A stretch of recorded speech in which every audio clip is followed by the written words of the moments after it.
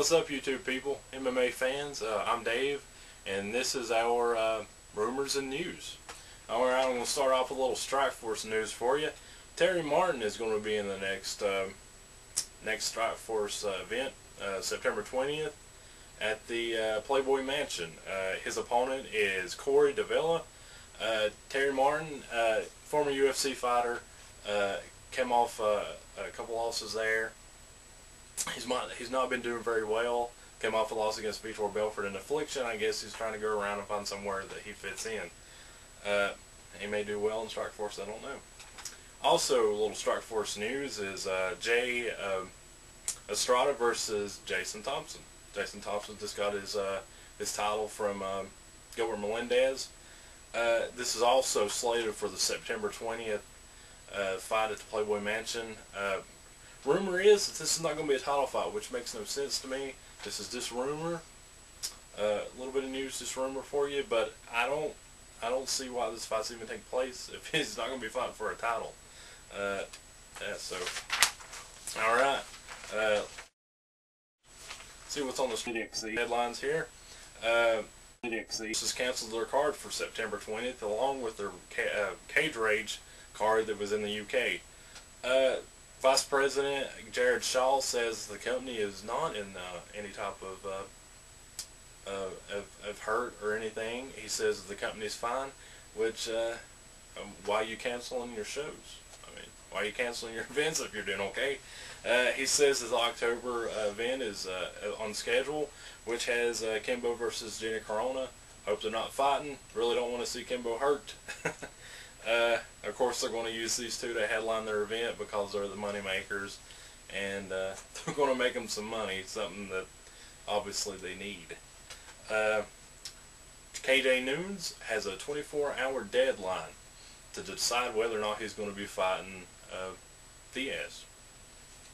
He's not said that he's going to fight him, and if he doesn't decide within 24 hours, then it's going to go to public opinion, and I for one, do want to see this fight. I want to see Diaz pick him apart. The Vice President of Elite XC has hinted that KJ Newens is not happy with his pay contract, along with some other fighters. You know, KJ's going to have to step up.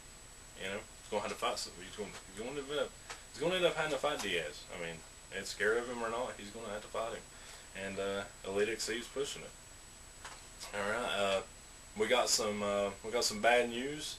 Bigfoot Silva has been suspended for anabolic steroids. He's got a year's suspension by the California Commission with a $2,500 fine. It's a little bit of chump change, but you got to think he's going to be out for a year, man. He's just coming off his heavyweight win to get the belt, and now he's suspended, man. You know, these guys with their steroids, I think there should be tougher punishments, but, you know, whatever. Alright, on the Affliction card here, on the Affliction news, Ozzy Osbourne has slated to perform for the October 11th event. Hopefully he doesn't go around trying to bite people's heads off. So far, the fight card looks pretty good. We got Andre Arlovsky versus Josh Barnett. Whoever wins this fight is rumored to go on and fight Fedor. You got Vladimir... excuse me if I get this name wrong, it's hard to say, is Matt Uhinsko? I'm not sure. IFL fighter. He's a veteran. He's a little bit older. Who's fighting Big Nog. He's beat Big Nog back in 2001 or 2002. I can't remember right now. But that'll be a good fight. You got we thought Vitor Belfort was supposed to be fighting Lindland, but he's on suspension now for injury. We're not sure who Lindland's going to be fighting, but it should be a good fight. What we do have confirmed is Ben Rothwell versus Pedro Hizzo, Jason High versus Mike Pyle, Paul Bonatello versus Ray Nelson, also a really good IFL fighter. Rumored on the card is Babalu Sobral versus Tito Ortiz. If you watched the last Affliction, you saw Tito Ortiz sitting up there with Donald Trump. You know, we saw this coming. It's a possibility it's going to happen. I hope it does. Also rumored on the card is Chris Hardesky. Very good lightweight IFL. Very good lightweight. One defeat. It was a real good fight. I'm excited to see this guy. Also, Jay Haran out of the IFL. It seems like a lot of the IFL fighters went over to Affliction, I guess because of the pay. But stated that they're going to have some pay cuts. They spent a lot of money on the last event. Fedor got 300. Fedor got 300,000, and Tim Sylvia had $800,000. That's a lot of money. That's more than the UFC fighters, and obviously it's hurt Affliction a little bit. Like I said, they've stated that they're not going to be paying that quite amount that they paid last time.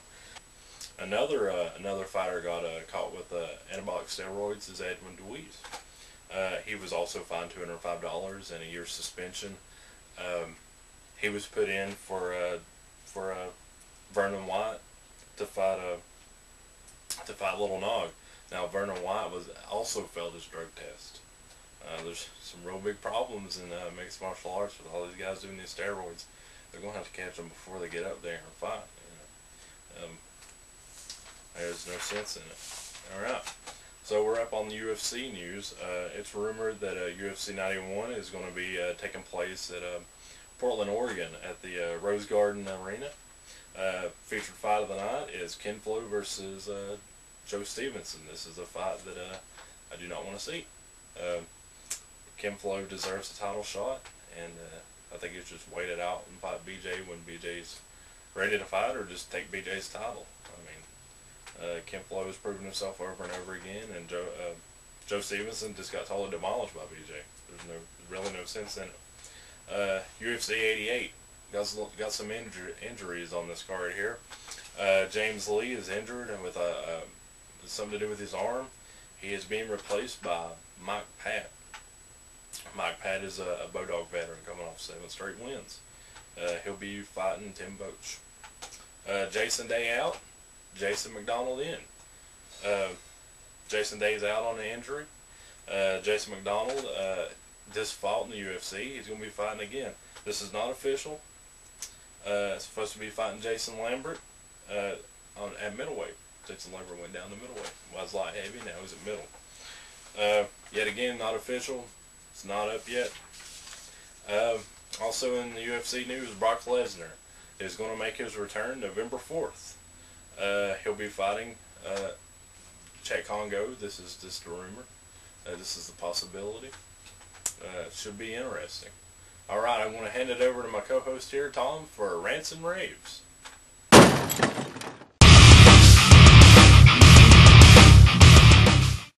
Alright, today on Rant and Raves, what we're going to talk about is Brock Lesnar and the way that he acted after he defeated Heath Herring.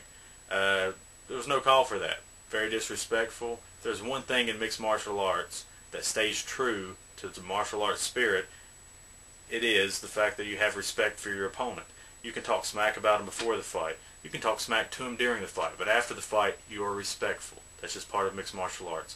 The biggest buttholes in mixed martial arts, after the fight, they're respectful. It doesn't matter. It doesn't matter what kind of trash they've talked to each other or whatever. And that's not to say him, because Heath Herring didn't say much. Heath Herring really was not that disrespectful as a fighter to Brock Lesnar.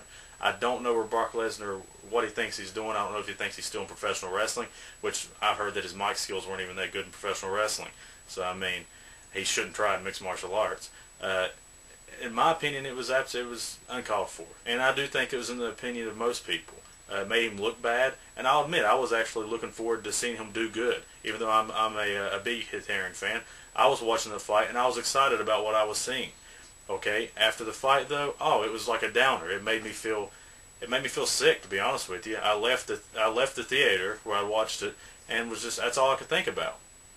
Honestly, I was thinking, yeah, it was awesome, not a fight, and I was really excited about that fight, and then it just, to me, that ruined it. It ruined my excitement for seeing him in the sport. It makes me want to see him get beat, because honestly, like I said before, mixed martial arts is still martial arts, okay, and there is respect in martial arts. Yeah, I mean, it's a sport, and not everything. They don't get in there, they don't bow, before they fight or whatever. But that's just one thing that stays consistent, is the fact that you have respect for your opponent.